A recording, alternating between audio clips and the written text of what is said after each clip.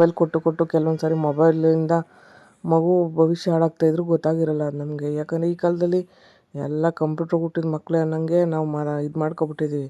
ಮಕ್ಕಳು ಅದೇ ಥರ ಇದ್ದಾವೆ ಬಿಡಿ. ನಾವು ಎಷ್ಟು ಅಭ್ಯಾಸ ಮಾಡ್ತೀವೋ ಅಷ್ಟು ಹಾಳಾಗ್ತಾ ಇರ್ತವೆ. ಇದು ಏನು ಅಂತ ಮೆನ್ಷನ್ ಮಾಡಿ ಕಮೆಂಟ್ ಸೆಕ್ಷನಲ್ಲಿ.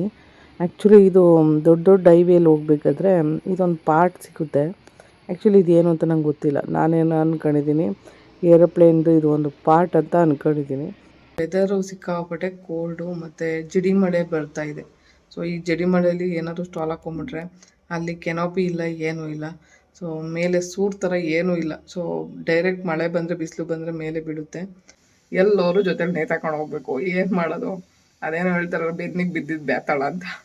ಎಲ್ಲರೂ ಬ್ಯಾತಾಳ ಅಂತಾರೆ, ನೇತಾಕೊಂಡು ಹೋಗಿಲ್ಲ ಅಂದರೆ ಮುಗಿತ ಮೇಲೆ ಕತೆ ನಂದು.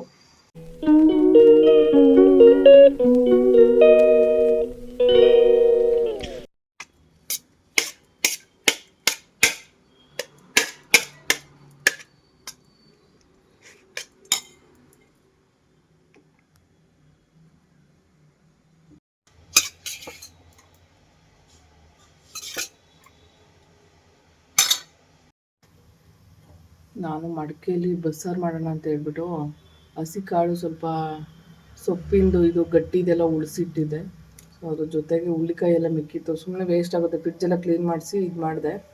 ಸೊ ಅದಕ್ಕೆ ಹೆಂಗೂ ಬಸ್ಸಾರು ಮಾಡಿಬಿಡೋಣ, ಸ್ವಲ್ಪ ತರಕಾರಿ ಇದೆಯಲ್ಲ ಅಂತೇಳಿ ಮಿಕ್ಸಪ್ ಮಾಡಿಬಿಟ್ಟು ಸೊಪ್ಪಿಂದು ಇದು ಎಲ್ಲ ಸೇರಿಸಿ ಹಾಕ್ಬಿಟ್ಟಿದ್ದೀನಿ. ಸೊಪ್ಪಲ್ಲಿ ಮಿಕ್ಕಿರೋಂಥ ಗಟ್ಟಿ ಪದಾರ್ಥ ಇತ್ತಲ್ಲ ಅದನ್ನೆಲ್ಲ ಇಟ್ಟಿದ್ದೆ ಇಲ್ಲಿ. ಸೊ ಅದಕ್ಕೋಸ್ಕರ ಇವಾಗ ರೆಡಿಯಾಗಿದ್ದೀವಿ ಇದು ಬೆಂದು. ಸೊ ಆಮೇಲೆ ಅದೇ ಗ್ಯಾಪಲ್ಲಿ ಸ್ನಾನ ಮಾಡ್ಕೊಂಡು ಬಂದು ಬೆಳಗ್ಗೆ 6:30ಗೆ ಎದ್ದಿರೋದು ಇವತ್ತು. ಸೊ ಎಷ್ಟು ಬೇಗ ಎದ್ದು ಕೆಲಸ ಮಾಡ್ಕೊತಾ ಇದ್ದೀನಿ. ಸ್ಟಾಲ್ ಇದೆ, ಬಟ್ ನೋಡಬೇಕು ಇವತ್ತು ಮಳೆ ಬರುತ್ತಾ ಇಲ್ವಾ ಅದ್ರ ಮೇಲೆ ಡಿಸೈಡ್ ಆಗುತ್ತೆ ಸ್ಟಾಲ್ದು.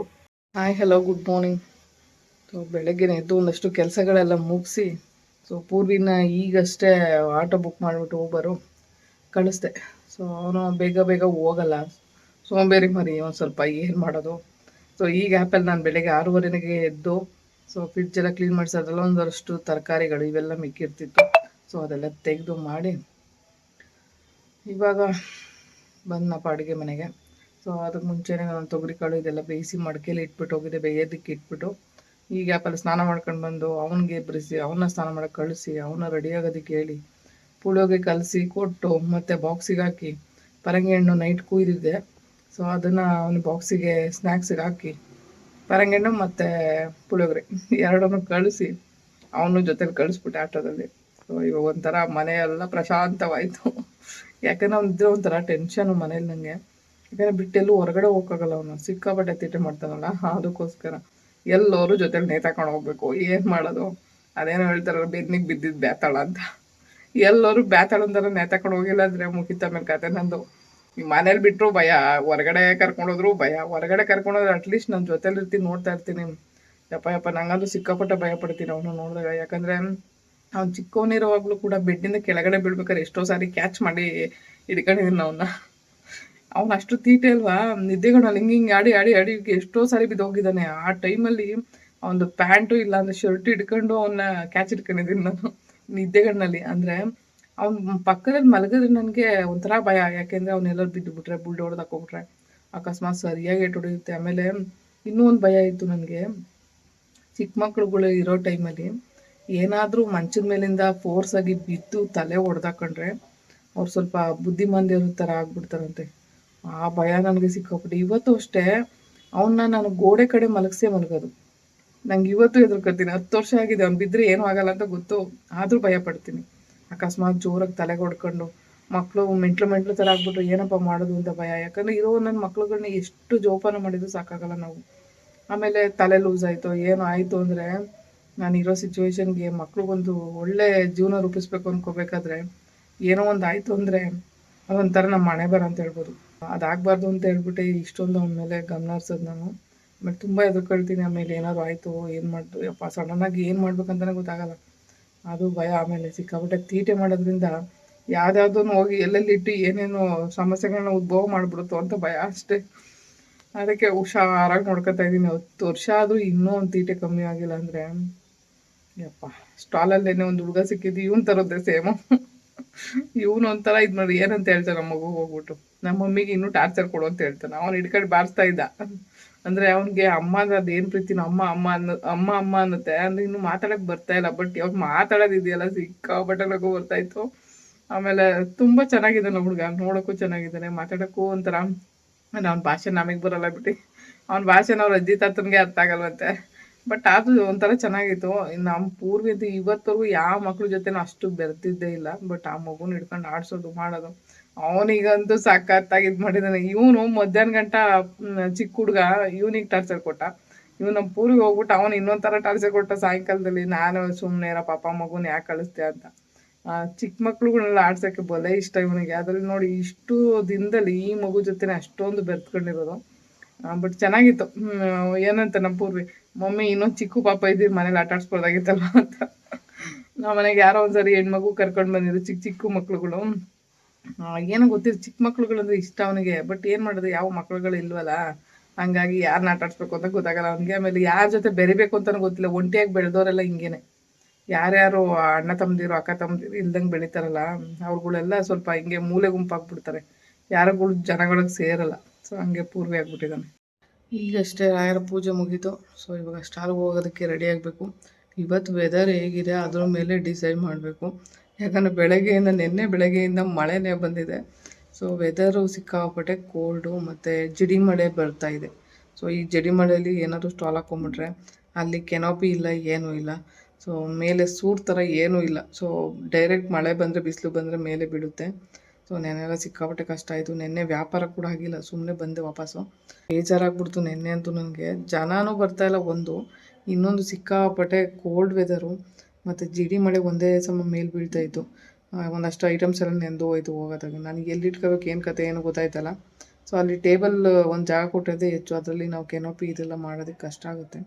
ಸೊ ಆ ಥರ ಆಗಿ ಕತೆ ಹಂಗಾಯ್ತು. ಸೊ ಇವತ್ತು ನೋಡೋಣ ಹೇಗಿದೆ ಏನು ಕತೆ. ನೆಕ್ಸ್ಟ್ ಅಲ್ಲಿಗೆ ಹೋಗುವ. ರಾಯರಿಗೆ ಪೂಜೆ ಮಾಡಿದ್ದಾಯಿತು.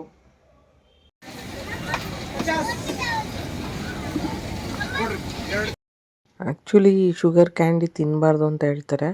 ಯಾಕಂದರೆ ಇದನ್ನು ಶುಗರಿಂದನೇ ಮಾಡೋದು. ಬಟ್ ಇದಕ್ಕೆ ಒಂದು ಆರ್ಟಿಫಿಷಿಯಲ್ ಕಲರ್ ಯೂಸ್ ಮಾಡಿರ್ತಾರೆ. ಸೊ ಇದು ಲೈಟ್ ಪಿಂಕ್ ಕಲರ್ ಕಾಣಿಸ್ತಾ ಇದೆ.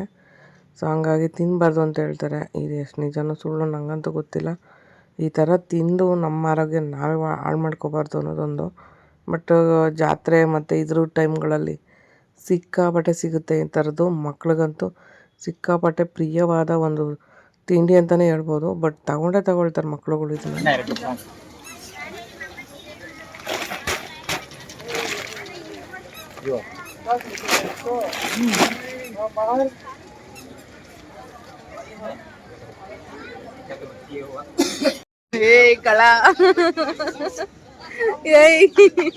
ಕಳ್ಳ ನೋಡು ಹೆಂಗ್ ಇಷ್ಟೊತ್ತು ಮೊಬೈಲ್ ಇಟ್ಕೊಂಡಿದ್ದೆ. ಇವಾಗ ನೋಡಿದ್ರೆ ವಿಡಿಯೋ ಮಾಡ್ತಿದ್ದೇನೆ ಅಂತ.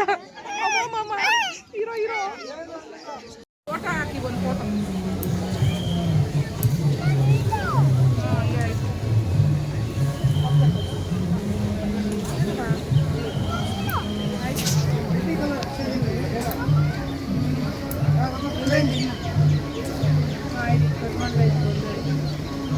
ನೋಡು ಈ ಕೊಳೆ ಬರ್ದಿದ್ದಾರ ನೋಡು. ನಮ್ಮ ಹುಡುಗರು ಎಲ್ಲ ನೋಡು ಹೆಂಗ್ ಮಾಡ್ಕೊಂಡಿದ್ದೀವಿ.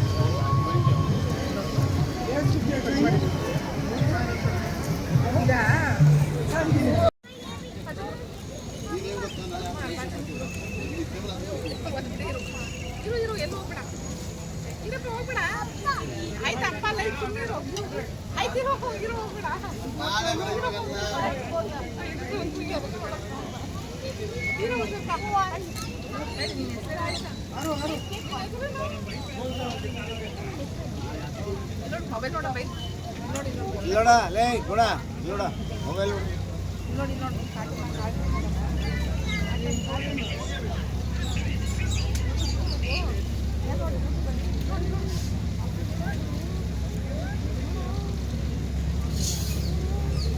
ಕೆಲವೊಂದು ಸಾರಿ ನಮ್ಗನ್ಸೋ ಪ್ರಕಾರ ಮೊಬೈಲು ಎಷ್ಟೋ ಮಕ್ಕಳಿಗೆ ಮಾರಕ ಆಗಿದೆ ಅಂತ ಹೇಳ್ಬೋದು. ಈಗ ನನ್ನ ಮಗ ಗ್ಯಾಪ್ ಒಳಗಡೆ ಎಷ್ಟು ಮೊಬೈಲ್ ನೋಡ್ತಾನೆ. ಅದ್ರಲ್ಲಿ ನಾನು ಕೊಡಲ್ಲ ಅಷ್ಟು, ಬಟ್ ಆದರೂ ಒಂದೊಂದು ಸಾರಿ ಗ್ಯಾಪಲ್ಲಿ ನೋಡ್ಬಿಡ್ತಾನೆ. ಸೊ ನಾವು ಇಷ್ಟು ಕೊಟ್ಟೇ ಈ ಥರ ಕೆಲವೊಂದು ಮಕ್ಕಳಿಗೆ ಅವ್ರ ಮೊಬೈಲ್ನ ತುಂಬಾ ಅಡಿಕ್ಟ್ ಮಾಡಿಬಿಟ್ಟಿರ್ತಾರೆ. ಅದರಲ್ಲಿ ಈ ಮಗು ಅಂತೂ ನನ್ನ ಕೈಗೆ ಮೊಬೈಲೇ ಕೊಡ್ತಾಯಿಲ್ಲ, ಸಿಕ್ಕಾಪಟ್ಟೆ ಇದು ಮಾಡ್ತಾಯಿದ್ದ. ಬಟ್ ಆಮೇಲೆ ಗೊತ್ತಾಯಿತು ಇವನಿಗೆ ಮೊಬೈಲು ಒಂದು ಸಪ್ರೇಟು ಮನೇಲಿ ಇದೆಯಂತೆ. ಸೊ ಯಾವಾಗಲೂ ನೋಡ್ತಾನಂತೆ. ಆಮೇಲೆ 2 ವರ್ಷ ಆಗಿದೆ. ಅವ್ನಿಗೆ ಇನ್ನೂ ಬೇರೆಯವ್ರ ಜೊತೆ ಮಾತಾಡೋದಕ್ಕೆ ಬರ್ತಾಯಿಲ್ಲ ಇವನಿಗೆ. ಸೊ ಆ ಮೊಬೈಲ್ ಎಫೆಕ್ಟ್ ಮಾಡುತ್ತೆ ಇವನಿಗೆ ಬೇರೆ ಕಡೆಯಿಂದ, ಒಂದು ಕಡೆಯಿಂದ ಆ ಥರ ಎಫೆಕ್ಟ್ ಆಗ್ತಿದೆ. ಬಟ್ ನಿಜವಾಗ್ಲೂ ಬೇಜಾರಾಯಿತು ಇದು ಒಂದು ವಿಷಯ. ನೋಡಿ ಇವಾಗ ಅಪ್ಪ ಅಮ್ಮಂದಿರು ಒಂದು ಆ ಕಷ್ಟ ಇದೆ ಈ ಕಷ್ಟ ಇದೆ ಅಂತ ಮಕ್ಕಳು ಭವಿಷ್ಯ ನೋಡಲ್ಲ ಕೆಲವೊಬ್ಬರು. ಸೊ ಹಂಗೆ ನಾವೇನಾಗ್ತೀವಿ, ಮೊಬೈಲ್ ಕೊಟ್ಟು ಕೆಲವೊಂದು ಸಾರಿ ಮೊಬೈಲಿಂದ ಮಗು ಭವಿಷ್ಯ ಹಾಳಾಗ್ತಾಯಿದ್ರು ಗೊತ್ತಾಗಿರಲ್ಲ ಅದು ನಮಗೆ. ಯಾಕಂದರೆ ಈ ಕಾಲದಲ್ಲಿ ಎಲ್ಲ ಕಂಪ್ಯೂಟ್ರ್ ಹುಟ್ಟಿದ ಮಕ್ಕಳೇ ಅನ್ನಂಗೆ ನಾವು ಇದು ಮಾಡ್ಕೊಬಿಟ್ಟಿದ್ದೀವಿ. ಮಕ್ಕಳು ಅದೇ ಥರ ಇದ್ದಾವೆ ಬಿಡಿ. ನಾವು ಎಷ್ಟು ಅಭ್ಯಾಸ ಮಾಡ್ತೀವೋ ಅಷ್ಟು ಹಾಳಾಗ್ತಾ ಇರ್ತವೆ. ಈ ದುಡಿಯೋದು ಇಂಪಾರ್ಟೆಂಟ್ ಅಲ್ಲ, ಮಕ್ಕಳನ್ನ ಮತ್ತೆ ಭವಿಷ್ಯನ ರೂಪಿಸೋಕ್ಕೆ ಒಂದು ದಾರಿ ಮಾಡ್ಬೇಕು ನಾವು. ಇವತ್ತೇನೋ ದುಡ್ಬಿಡ್ತೀವಿ, ಏನೋ ಮಾಡ್ತೀವಿ, ನಾಳೆ ದಿನ ಮಕ್ಕಳು ಭವಿಷ್ಯನ ಸರಿಯಾಗಿ ನೋಡಿಲ್ಲ ಅಂದರೆ ನಮ್ಮದೇ ಲೈಫ್ ಹಾಳಾಗುತ್ತೆ. ಸೊ ಹಂಗಾಗಿ ಮಕ್ಕಳು ಭವಿಷ್ಯ ಕಡೆನೂ ಗಮನ ಕೊಡಬೇಕು. ಅದರಲ್ಲಿ ಫೋನಿಂದ ತುಂಬ ಮಕ್ಕಳುಗಳು ಬೇರೆ ಒಂದು ಡಿಪ್ರೆಷನ್ಗೆ ಹೋಗ್ತಿದ್ದಾವೆ. ತುಂಬ ಜನ ಅಡಿಕ್ಷನ್ನಲ್ಲಿ ಏನೆಲ್ಲ ಲೈಫ್ನೇ ಹಾಳು ಮಾಡ್ಕೊತಿದ್ದಾವೆ ನೋಡ್ತಿದ್ದೀವಿ. ಆಲ್ರೆಡಿ ಟಿ ವಿಗಳಲ್ಲಿ ಎಲ್ಲ ನೋಡ್ತಿದ್ದೀವಿ ನಾವು. ಸೊ ನೋಡೋವಾಗ ನಮ್ಮ ಮಕ್ಕಳು ಭವಿಷ್ಯ ನಾವೇ ರೂಪಿಸಬೇಕು. ತುಂಬ ಫೋನ್ ನೋಡೋ ಮಕ್ಳುಗಳು ನೋಡೋವಾಗ ಅನಿಸುತ್ತೆ ನನಗೆ, ಅಪ್ಪ ಮಕ್ಕಳು ಭವಿಷ್ಯನೇ ಮುಂದೆಗಡೆ ಏನಾಗುತ್ತೋ ಏನೋ ಕಣ್ಮುಂದೆನೇ ಕಾಣಿಸುತ್ತೆ ಅದು ನನಗೆ. ಸೊ ಅವಾಗ ನನಗೆ ತುಂಬ ಭಯ ಆಗುತ್ತೆ. ಮೊಬೈಲ್ ಅನ್ನೋದು ಎಷ್ಟು ಮಾರಕ ಅಂದರೆ ಅಷ್ಟು ಮಾರಕ ಆಗಿದೆ ಇವತ್ತು. ನಾವುಗಳು ಸುಮ್ಮನೆ ಯೂಸ್ ಮಾಡ್ತಾನೆ ನಮಗೆ ಭಯ ಆಗುತ್ತೆ. ಇನ್ನು ಮಕ್ಕಳು ಭವಿಷ್ಯದ ಮೇಲೆ ಅವು ಸೂಕ್ಷ್ಮವಾದ ಒಂದು ಮನಸ್ಥಿತಿ ಇರುವಂಥ ಮಕ್ಕಳುಗಳು, ಅವುಗಳ ಭವಿಷ್ಯ ಎಷ್ಟು ಹಾಳಾಗ್ಬೋದು ಹೇಳಿ. ಸೊ ಅಷ್ಟು ಅಡಿಕ್ಷನ್ನು ಮಕ್ಕಳಿಗೆ ಒಳ್ಳೆಯದಾಗಿರಲ್ಲ. ಸೊ ದಯವಿಟ್ಟು ಮೊಬೈಲ್ ಕೊಡೋದನ್ನ ಕಮ್ಮಿ ಮಾಡಿ. ನನ್ನ ಮಗ 10 ವರ್ಷ ಆಗಿದ್ರೂ ಅಷ್ಟು ಗ್ಯಾಪಲ್ಲಿ ಮೊಬೈಲ್ ನೋಡೋಕ್ಕೆ ಬರ್ತಾನೆ. ಅಂಥದ್ರಲ್ಲಿ ಇನ್ನು ಚಿಕ್ಕ ಮಕ್ಳುಗಳ ಭವಿಷ್ಯ ಏನಾಗ್ಬೋದು ಹೇಳಿ. ಅದು ಇನ್ನೂ 2 ವರ್ಷದ ಮಗು ನೋಡುವಾಗ ಒಂದು ಕಡೆ ಅಯ್ಯೋ ಅನಿಸ್ತು. ಏನೋ ಗೊತ್ತಿಲ್ಲ, ಬಟ್ ತುಂಬ ಮುಗ್ಧತೆಯಿಂದ ಇದ್ದ ಮಗು. ಸೊ ನೋಡೋವಾಗ ಏನು ನಿಷ್ಕಲ್ಮಶವಾದ ಮಗು. ಯಾಕೆ ಅಂದರೆ ಆ ಮಕ್ಕಳ ಮನಸ್ಸಲ್ಲಿ ಯಾವುದೇ ಕಪಟ ಮೋಸ ಎಂಥದೂ ಇರಲ್ಲ ಬಿಡಿ ಮಕ್ಕಳ ಮನಸ್ಸಲ್ಲಿ. ಆದರೆ ಮನುಷ್ಯ ಬೆಳೀತಾನೆ ಅವ್ನಿಗೆ ಅರ್ಥ ಆಗುತ್ತೆ ಯಾವ ಮನುಷ್ಯ ಯಾವ ಥರ ಮೋಸ ಮಾಡ್ತಾನೆ, ಯಾವ ಥರ ಬದುಕ್ತಾನೆ ಅನ್ನೋದು ಅಲ್ಲಿಂದ ಶುರು ಆಗುತ್ತೆ. ಬಟ್ ಮಕ್ಕಳು ದೇವರು ಅಂತೀವಲ್ಲ, ಇದಂತೂ ನಿಜ.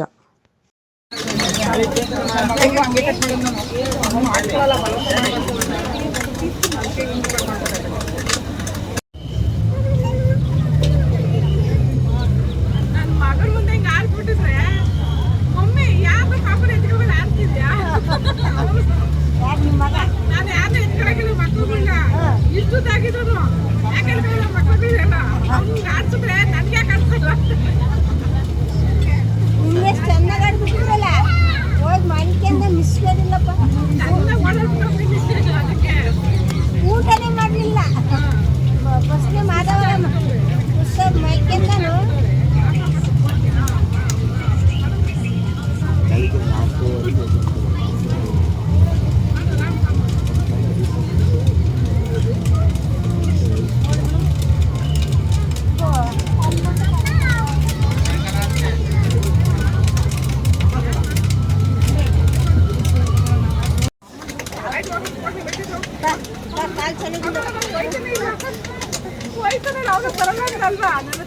ಅಲ್ಲೇ ನಿಮ್ಮ ಮನೆಗೆ ಇಟ್ಕೊಂಡು ಇಬ್ಬರು ಸಾಯ್ತು. ಏ ಬರಪ್ಪ, ಅಮ್ಮ ಕೈಲಾಗಲ್ಲ, ಬಾರಪ್ಪ ಅಮ್ಮ ಕೈಲಾಗ. ಕಾಲು ನೋವಾಗುತ್ತಪ್ಪ, ಚೆನ್ನಾಗಿ ನಡ್ತಿಲ್ಲ ಇದೆಯಾ.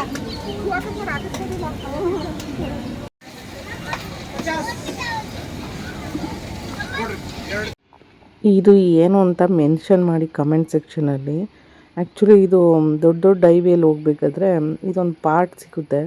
ಆ್ಯಕ್ಚುಲಿ ಇದೇನು ಅಂತ ನಂಗೆ ಗೊತ್ತಿಲ್ಲ. ನಾನೇನು ಅಂದ್ಕೊಂಡಿದ್ದೀನಿ ಏರೋಪ್ಲೇನ್ದು ಇದು ಒಂದು ಪಾರ್ಟ್ ಅಂತ ಅಂದ್ಕೊಂಡಿದ್ದೀನಿ. ಯಾರಿಗಾದ್ರೂ ಗೊತ್ತಿದ್ರೆ ದಯವಿಟ್ಟು ಇದು ಏನು ಅಂತ ಕಮೆಂಟ್ ಹಾಕಿ. ಸೊ ನಿಜವಾಗ್ಲೂ ಗೊತ್ತಿಲ್ಲ ಇದು ಏನು ಅಂತ ನನಗೆ ಮಾತ್ರ.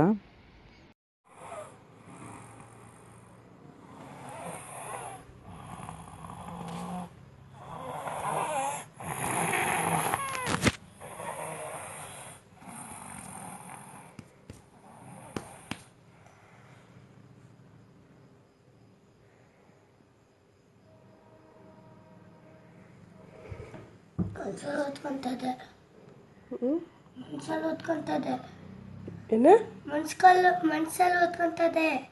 ಹೌದಾ, ಮಲಗಿರ್ಲಿಲ್ವಾ? ಕಣ್ಣು ಮುಚ್ಕೊಂಡು. ನನ್ನ ಪ್ರಕಾರ ನನ್ನ ಜೀವನದಲ್ಲಿ ಒಂದು ಅನುಭವ ಆಗಿರೋವಂಥ ಒಂದು ಪಾಠನ ಹೇಳ್ತೀನಿ. ವಿಡಿಯೋ ಕೊನೆಯಲ್ಲಿ ಆ್ಯಕ್ಚುಲಿ ಕೇಳಿಸ್ಕೊಳ್ಳಿ ಇದನ್ನು. ಯಾಕಂತ ಹೇಳಿದ್ರೆ ಯಾರಿಂದನೂ ನಾವು ಖುಷಿಯಾಗಿ ಇರೋಕ್ಕಾಗಲ್ಲ. ಸೊ ಯಾರನ್ನು ಮೆಚ್ಚಿಸೋಕ್ಕೂ ಕೂಡ ಆಗಲ್ಲ. ಸೊ ನಮಗೆ ಇಷ್ಟ ಆಗಿರೋ ರೀತಿಲಿ ನಾವು ಖುಷಿಯಾಗಿ ಬದುಕಿದ್ರೆ ಅದೇ ಒಂದು ಒಳ್ಳೆಯ ಜೀವನ. ಯಾರೇನೋ ಮೆಚ್ಚಿಸೋಕ್ಕೆ ನಾವು ಬದುಕೋದು ಬೇಡ. ಯಾಕಂದರೆ ದೇವ್ರನ್ನೇ ಮೆಚ್ಚಲಿಲ್ಲ ಈ ಜನಗಳು, ಇನ್ನು ಮನುಷ್ಯರನ್ನ ನಂಬ್ತಾರ, ಮೆಚ್ತಾರ. ಸೊ ಅದಕ್ಕೋಸ್ಕರ ನಮ್ಮ ಖುಷಿಯಲ್ಲಿ ನಾವಿರಬೇಕು. ಆದಷ್ಟು ಆ್ಯಕ್ಟಿವ್ ಆಗಿರಬೇಕು. ಸೋಂಬೇರಿತನ ಬಿಟ್ಬಿಡಿ, ಆ್ಯಕ್ಟಿವ್ ಆಗಿರಿ. ನಿಮ್ಮ ದುಡಿಮೆನ ನೀವೇ ಮಾಡಿ, ಆಮೇಲೆ ನಿಮ್ಮ ದುಡಿಮೆನ ನೀವೇ ನಂಬ್ಕೊಳ್ಳಿ. ಬೇರೆಯವ್ರಿಗೋಸ್ಕರ ನಾನು ಕೆಲಸ ಮಾಡ್ತಾಯಿದ್ದೀನಿ, ಬೇರೆಯವ್ರನ್ನ ಸಾಕ್ತಾಯಿದ್ದೀನಿ ಅಂದರೆ ನಮ್ಮ ದುಡಿಮೆಗೆ ಅವರು ಮರ್ಯಾದೆ ಕೊಡಬೇಕು. ಇಲ್ಲಾಂದರೆ ಅವ್ರಿಗೆ ನಾವು ಮರ್ಯಾದೆ ಕೊಡೋವಂಥ ಅವಶ್ಯಕತೆಯೂ ಇಲ್ಲ. ಮತ್ತು ನಮ್ಮ ದುಡಿಮೆನ ನಂಬ್ಕೊಂಡು ಬದುಕಬೇಕಾದ್ರೆ ಯಾರೋ ಕೈಲಿ ಅನ್ಸ್ಕೊಳ್ಳೋ ಅಂಥ ಅವಶ್ಯಕತೆ ಬರಲ್ಲ.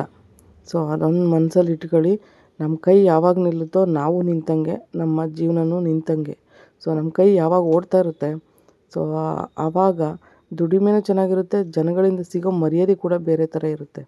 ಸೊ ಇದು ನನ್ನ ಜೀವನದಲ್ಲಿ ಆದ ಒಂದು ಪಾಠ, ಅದರಲ್ಲೂ ದೊಡ್ಡ ಪಾಠ ಅಂತ ಹೇಳ್ಬೋದು. ಸೊ ಎಲ್ಲರಿಂದನೂ ಒಂದೊಂದು ಥರ ಪಾಠ ಕಲ್ತ್ಬಿಟ್ಟೆ ನಾನು. ಸೊ ಇವತ್ತು ಬದುಕ್ತಾಯಿದ್ದೀನಿ. ನನ್ನಂತೆ ಧೈರ್ಯವಾಗಿರಿ ಅಂತ ಹೇಳ್ತೀನಿ. ಥ್ಯಾಂಕ್ ಯು ವಿಡಿಯೋ ನೋಡಿದ್ದಕ್ಕಾಗಿ. ಮತ್ತೆ ನೆಕ್ಸ್ಟ್ ವೀಡಿಯೋದಲ್ಲಿ ನಾನು ಸಿಗ್ತೀನಿ. ಯಾರೆಲ್ಲ ಸಬ್ಸ್ಕ್ರೈಬ್ ಮಾಡದೆ ವಿಡಿಯೋ ನೋಡ್ತಿದ್ದೀರಾ ದಯವಿಟ್ಟು ಒಂದು ಸಬ್ಸ್ಕ್ರೈಬ್ ಮಾಡಿ, ಫ್ರೀಯಾಗಿ ಅದು ಕೂಡ.